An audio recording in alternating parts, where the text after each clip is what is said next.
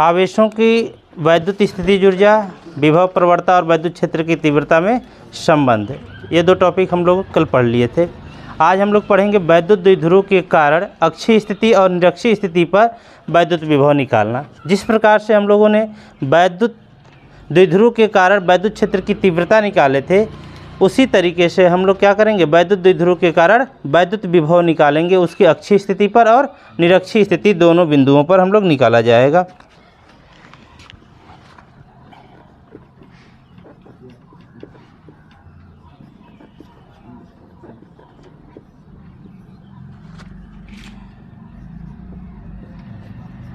वैद्युत द्विध्रुव के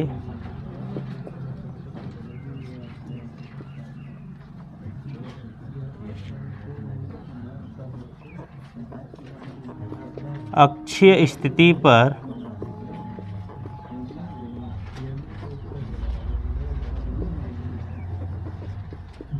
वैद्युत विभव, वैद्युत द्विध्रुव के अक्षीय स्थिति पर वैद्युत विभव। वैद्युत द्विध्रुव यहाँ बताने की आवश्यकता नहीं कि वैद्युत द्विध्रुव क्या होता है। 2 आवेशों को, विपरीत प्रकृति के 2 आवेशों को यदि अल्प दूरी पर रखा जाए तो दोनों आवेशों में से किसी एक आवेश और उनके बीच की दूरी के गुणनफल को वैद्युत द्विध्रुव का आघूर्ण कहते हैं। वैद्युत द्विध्रुव के कारण उसकी अक्षीय स्थिति पर हमें वैद्युत विभव निकालना है।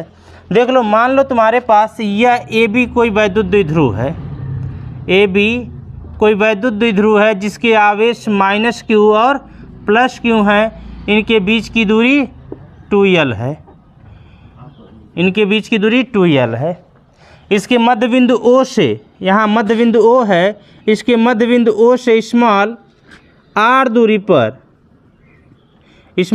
दूरी पर एक बिंदु P है जहाँ हमें वैद्युत विभव की गणना करनी है, जहाँ हमें वैद्युत विभव की गणना करनी है।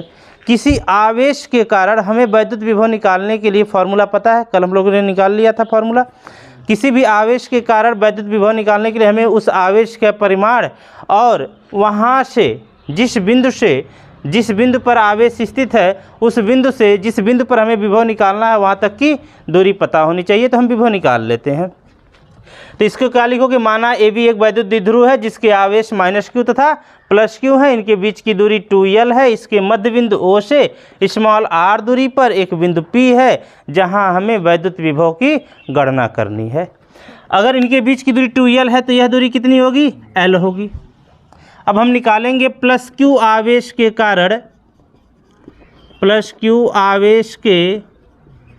कारण बिंदु P पर विभव। V1 बराबर क्या हो जाएगा जी, 1/4 pi epsilon not K into Q बटे यहाँ से यहाँ तक की दूरी कितनी होगी। देखो बाबू, यहाँ से यहाँ तक की दूरी R है और ये दूरी L है, तो ये दूरी अगर हम इसमें से निकाल दें तो हमको ये दूरी पता चल जाएगा। तो यहाँ से जो ये दूरी निकलेगी आपके पास वो R माइनस L होगी। तो कितना हो जाएगा, R माइनस L। इसी प्रकार से -Q आवेश के कारण निकालेंगे। -Q आवेश के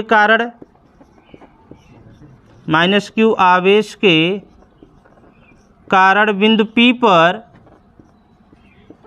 विभव V2 बराबर हो जाएगा 1/4 pi epsilon not K into -Q। भाई विभव में हम क्या करते हैं, आवेश को उसके चिन्ह के साथ रखते हैं। तीव्रता में सिर्फ परिमाण रखते हैं, उसके चिन्ह की आवश्यकता नहीं होती, लेकिन यहाँ पर उसके चिन्ह के साथ रखा जाएगा। तो अब यहाँ से यहाँ तक की दूरी कितनी होगी। अब भाई देखो, यहाँ से ये दूरी R है, अगर हम ये दूरी इसमें ऐड कर दें तो हमको यहाँ से यहाँ तक की दूरी पता चल जाएगी। तो कितनी हो जाएगी, R + L हो जाएगा यहाँ से। अगर हम बिंदु P पर परिणामी विभव निकालें, बिंदु P पर परिणामी विभव, विभव कैसी राशि है, अदिश राशि है। जब ये अदिश राशि है तो इसको सिंपल तरीके से जोड़ लिया जाएगा साधारण बीजगणितीय विधि से। जैसे मैथ में 2 + 2 = 4, 2 - 2 = 0, उसी हिसाब से इसको भी जोड़ लेंगे हम लोग। कितना हो जाएगा भाई? V1 + V2। वैल्यू पुटअप करेंगे हम यहाँ पर, तो V बराबर हो जाएगा 1/4 pi epsilon not K into Q/R-L plus 1/4 pi epsilon not K into -Q/R + L। ये माइनस है, माइनस और प्लस का उड़ा माइनस हो जाएगा, तो V बराबर 1/4 pi epsilon not K into Q/R-L और minus 1/4 pi epsilon not into Q/R + L। कुछ कॉमन बन जाएगा, यहाँ से कॉमन निकल जाएगा, यहाँ से 1/4 pi epsilon not K into Q। Bracket में क्या बचेगा? 1/R-L और माइनस 1/R + L। इसको सॉल्व करेंगे हम। Q/4 pi epsilon not K into, यहाँ से LCM हो जाएगा R - L और R + L, तो यहाँ बनेगा R + L और minus R - L। Q/4 pi epsilon not K into R + L minus R और माइनस माइनस प्लस L बटे R² - L²। एक ब्रैकेट में A + B, दूसरा ब्रैकेट में A - B। A² - B² का फॉर्मूला होता है, तो यहाँ से बन जाएगा R² - L²। यहाँ देखो R कैंसिल हो जाएगा, तो क्या बच जाएगा? 2L बच जाएगा। तो V बराबर मिल जाएगा 1/4 pi epsilon not K into 2QL बटे R² - L²। 2QL बटे R² - L²। 2QL जाना पहचाना लग रहा है कि नहीं? क्या है? वैद्युत द्विध्रुव का आघूर्ण है, तो हम क्या लिख सकते हैं? 2QL बराबर P, वैद्युत द्विध्रुव का आघूर्ण, वैद्युत द्विध्रुव आघूर्ण है। तो इसकी जगह पर हम P पुटअप कर सकते हैं, तो यहाँ से हमको मिल जाएगा V बराबर 1/4 pi epsilon not K into P/R² - L²। यदि वैद्युत द्विध्रुव बहुत छोटा हो, यदि वैद्युत द्विध्रुव बहुत छोटा हो, देखो बाबू, अगर वैद्युत द्विध्रुव बहुत छोटा होगा तो इसके बीच की दूरी बहुत कम होगी, और जब इनके बीच की दूरी बहुत कम होगी तो इसकी आधी दूरी और भी कम होगी। तो इस R की तुलना में जो इसकी आधी दूरी L होगी, उसको हम लोग नगण्य मान लेंगे। तो यहाँ से क्या बनेगा भाई? R जो है बहुत ज़्यादा होगा L की तुलना में, R जो है L की तुलना में बहुत अधिक होगा, तो R² - L² लगभग हम R² के बराबर ले लेंगे।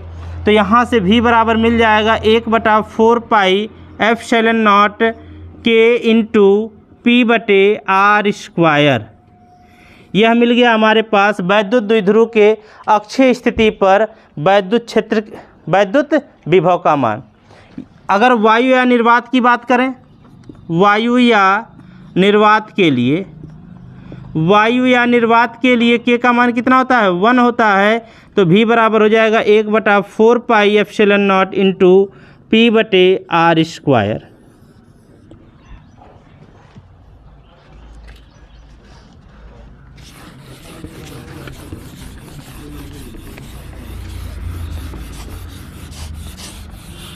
देखो अगला टॉपिक है इसका, वैद्युत द्विध्रुव के निरक्षीय स्थिति पर वैद्युत विभव।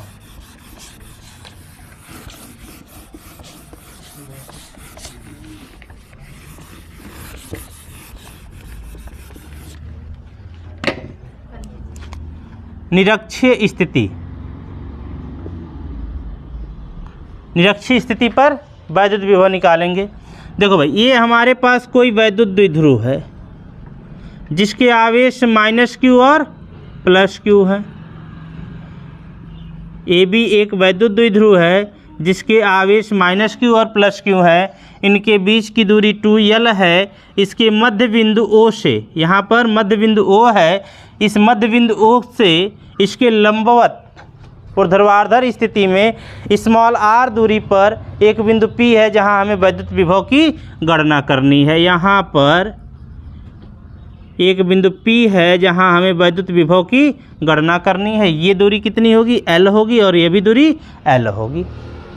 हमें आवेश पता है, हमें बिंदु पता है, तो यहाँ से यहाँ तक की अगर हमें दूरी पता हो तो हम बता देंगे यहाँ से इस आवेश के कारण यहाँ पर जो विभव उत्पन्न होगा कितना होगा, इस आवेश के कारण यहाँ पर विभव जो उत्पन्न होगा वो कितना होगा। तो ये दूरी कैसे पता चलेगी भाई? देखो यहाँ से एक समकोण त्रिभुज बन रहा है कि नहीं बन रहा है? जब समकोण त्रिभुज बन रहा है इसमें हम लोग क्या करेंगे? पाइथागोरस प्रमेय लगा देंगे। इसमें एक आधार है, एक लंब है और एक कड़ है। तो कड़ का वैल्यू कैसे निकलता है? कड़ का स्क्वायर बराबर आधार स्क्वायर प्लस लंब square, R square plus L square, ये आता है कड़ का स्क्वायर का वैल्यू। तो कड़ का वैल्यू क्या होगा? अंडर रूट में R square plus L square हो जाएगा।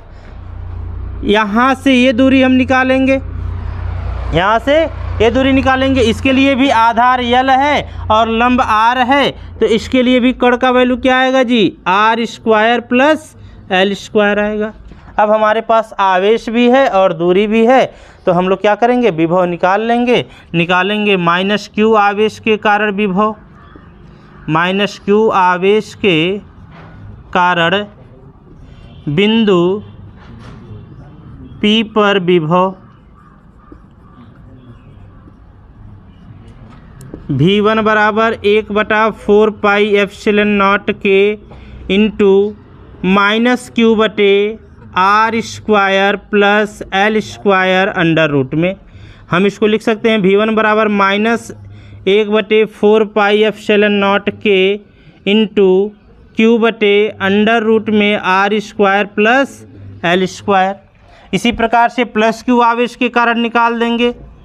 प्लस क्यू आवेश के कारण, प्लस क्यू आवेश के कारण बिंदु P पर विभव, बिंदु P पर विभव, तो V2 बराबर हो जाएगा 1/4 पाई एप्सिलॉन नॉट के इंटू क्यू बटे अंडर रूट में R square plus L square. बिंदु P पर परिणामी विभव, बिंदु P पर परिणामी विभव V बराबर क्या हो जाएगा जी? V1 plus V2। V1 का मान है -1/4 पाई एप्सिलॉन नॉट के इंटू क्यू बटे R square plus L square under root में, और माइनस यहाँ से लिख देते हैं यार 1/4 पाई एप्सिलॉन नॉट के इंटू क्यू बटा अंडर रूट में R square plus L square plus 1/4 pi epsilon naught के इंटू क्यू बटा अंडर रूट में R square plus L square. ये देखो दोनों वैल्यू आपस में क्या हैं? बराबर हैं। एक पॉजिटिव है और दूसरा निगेटिव है, तो ये दोनों आपस में क्या हो जाएंगे? कैंसिल हो जाएंगे। तो V बराबर क्या मिल जाएगा? 0, अर्थात वैद्युत द्विध्रुव के निरक्षीय स्थिति पर वैद्युत विभव 0 होता है।